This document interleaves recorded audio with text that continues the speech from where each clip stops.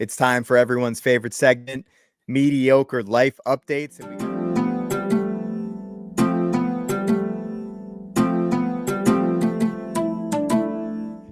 So I got two for you. Lead us off, Greg, here. Both food related. One, James loves watermelon. And about a decade ago, I discovered that anytime I would eat watermelon, I would get really itchy ears. So I just decided I'm not going to eat watermelon anymore. I'm clearly allergic to it. Same with apples. I only eat apples when they're cooked in pie. That's a rule that I have. I don't eat raw apples. And the other day, I was feeding James watermelon, and it just looked so goddamn good and refreshing. I was like, I'm just going to risk it. If I get an allergic reaction, it's not that bad. It's just my throat gets itchy, my ears get itchy. I'm just going to do it. And I went in, ate the watermelon, no allergic reaction. So I have just been buying watermelon and just eating that shit constantly. And it has been life-changing for me, guys. Like having watermelon back in my life, really making me feel like a new man. Yeah, watermelon's great, man. Once again, this is the most you thing ever to find out that you're not allergic and then you just eat it for a week straight, like overindulge in it. It's the most Greg thing of all time. I have the mediocre update I have is also food related. So should I just piggyback on yours? And go for it. Well, okay. So Greg, famously, every time I order a sandwich, what do I always ask for? Like a deli sandwich. What's one of the requests that I make? No tomatoes? No tomatoes. Times have changed. I've grown up. I've been slacking on the tomato game. I think probably a couple months ago, I decided, you know what? I gotta stop asking for no tomatoes. I just gotta eat. I just gotta man up and start eating these tomatoes. And I still maintain the tomato should not dominate the sandwich. If the main part of the sandwich is just like the tomato being juicy, it's too much and you're doing it wrong. But if the tomato is sliced properly, I get it. I get it now. I've hand up. I was wrong on the tomato. I owed the tomato an apology. I've actually even been on a little bit of a BLT kick. Tomato very prominently featured in the BLT. It's always been a sandwich that I've always got to look at from the side, like, oh, if I just like tomatoes, I could be a BLT guy. Been a big BLT guy over the last couple of months here, adding tomatoes to burgers. If it comes on it, it comes on it. Not picking it off. My wife's mom was here in Mexican cuisine. They add tomatoes to a lot of stuff. Usually I would just leave it off. Now, let's throw it in. Open up the tortilla. Let's throw it in. Let's rock with it. Tomatoes. That's my mediocre life update. I'm becoming more of an adult in on tomatoes. All right, you get the segment now. You get it. We're really rolling here. One thing, I highly recommend going to Sprouts or just go to a farmer's market, Will. Grab some heirloom tomatoes. Don't get the beefsteak tomatoes. Yeah, make sure you're getting heirloom tomatoes, and it will change your life. If you like the regular tomatoes that you're getting on sandwiches right now and burgers, if you make yourself, ask Lorena to make you a BLT with an heirloom tomato, you will literally eat that every day for breakfast for the rest of your life. Heirloom tomatoes. Duly noted.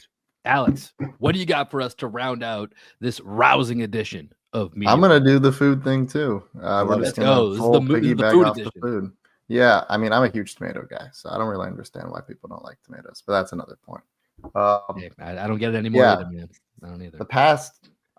I go to this place by my work and at least twice a week, and I get the same order, which is a Philly cheesesteak and like a drink. Let's go. And it always comes with mayo, and I don't like mayo. So I usually request to take it off. But recently I've just been like, leave it on there. And it actually makes the sandwich so much better. So now I refuse to take the mayo off, and I keep it on, and it's made my lunches more.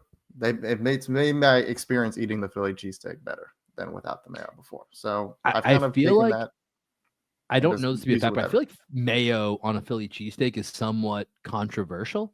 I feel like I've seen that out there before, but I know it. I haven't had a Philly cheesesteak in kind of a while, I think. But I know at one point. I know. Listen, I love Philly. Dude, believe me. But the metabolism ain't here, man. I looked at myself and I was holding Mariana in the mirror before I was about to give her a bath tonight. Caught myself at a bad angle. It wasn't good. It wasn't good. There's a reason I haven't had a Philly cheesesteak in a while. But So, when Alex, I do, in Boston, they're mayo is called very good on Philly cheesesteak. in Boston, they're just called steak and cheeses. Okay. So we just called a steak and cheese sub. So steak and cheese, a go-to for me. I used to be anti-mayo. Like anything that had mayo on it, I was like, get that shit out of here. Mustard all day, every day for me. And now I went to Trader Joe's the other day because my other food, Mediocre Life update, a coworker of mine bakes sourdough. So she makes all these sourdough and she sells them in the office. And I bought one of her loaves of sourdough bread. And I was like, you know what? I got it here in office. I'm just going to run across the street to Trader Joe's and just get deli meat for the week. And I got like a really nice thing of mayo. Man, that shit is so good. Putting mayo on a sandwich, like the right mayo, the right amount, can really change your day. So, Alex, I'm very happy that Right you've amount. added this. That was an important addition you just did right there. The right amount is a very important part of this. I don't need people eating their sandwiches to have fucking mayo mustache. Like, get that shit out of here. Yeah. Greg, do you remember one time we were in high school? I think our substitute teacher's name was Miss Claiborne. This old, small black lady. And for some reason, I think she's this little old lady, like Harriet Tubman. Like, think of that. Like, picture Harriet Tubman. That's kind of who this lady is. Okay. And the substitute teacher, and I mean, she definitely had a lunch break, but I don't know why. Whatever reason.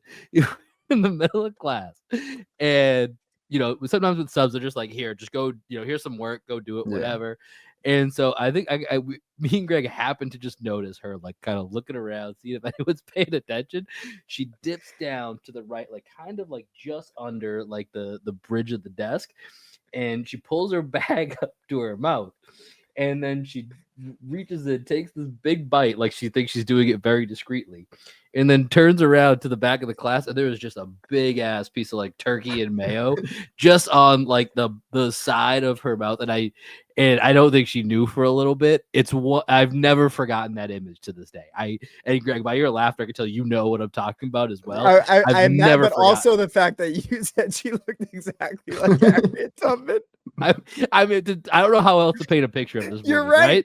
You're right. Yeah. You're 100% right, which is why it was so Harriet Tubman funny. Cosplay. That's the only thing I can think of. That's good. That's good. All right, let's wrap this up here. This is good.